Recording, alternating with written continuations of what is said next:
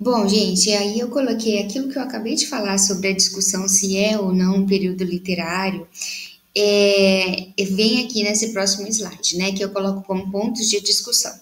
Então, primeiro, tem um ponto de discussão que é histórico, nesse momento, e tem um outro ponto de discussão que é literário. O ponto de discussão histórico é porque há um questionamento se de fato as terras onde hoje é o Brasil eram desconhecidas. Por isso, esse termo descoberta do Brasil é bastante questionado. Eu acredito que o professor de história já tenha trabalhado isso com vocês, né? E por que, que é bastante questionado? Porque nessa época já havia cartografia e alguns mapas desse período já registrava essa terra onde hoje é o Brasil. Então, dizer que Pedro Álvares Cabral descobriu o Brasil é um pouco, né, questionável. Outro ponto de discussão é se de fato os textos desse período são considerados, podem ser considerados literatura, né?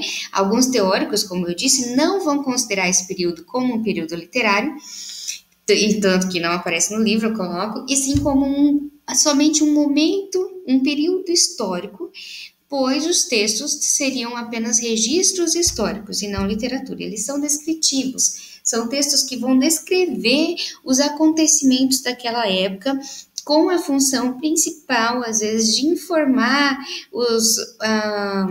os políticos, né, os governantes portugueses, esses líderes, do que estava acontecendo. Então, e também tem bastante literatura jesuítica, né? Porque era feito pelos jesuítas para tentar cristianizar os índios. Depois a gente vai ver por quê. Bom, opa. Então vamos lá, vamos fazer uma retomada do que estava acontecendo na Europa nesse período. Vamos tentar lembrar, voltando lá naquele slide, dos períodos históricos que a gente estava vendo que, olha só, o quinhentismo é concomitante ao classicismo. Está acontecendo no mesmo momento em que acontece o classicismo na Europa, só que aqui no Brasil. Então, é o mesmo contexto histórico da Europa que a gente vai pensar aqui, né? Tudo aquilo que está acontecendo na Europa vai influenciar a forma como os portugueses olharam os índios aqui nesse primeiro encontro e tudo o que aconteceu aqui.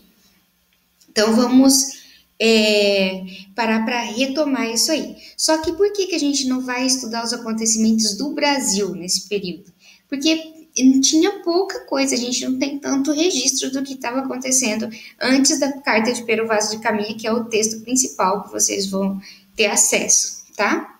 Na carta, a gente vai conseguir ter bastante descrição de como estava a situação do Brasil aqui nesse momento de encontro dos portugueses com os índios.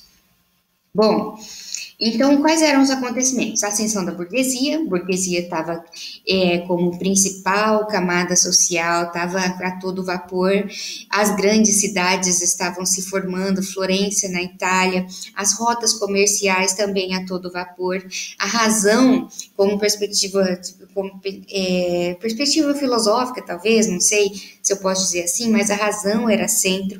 Por conta disso, o avanço das ciências, né? E esse avanço da ciência se deu principalmente porque houve uma necessidade de busca de mercadorias para além dos mares, né? Precisava gerar, fazer rodar esse comércio e não tinha mercadoria suficiente ali, então ia buscar isso fora. E justamente por isso que eles descobriram o Brasil, né, nessa busca desenfreada por novas possibilidades de comércio.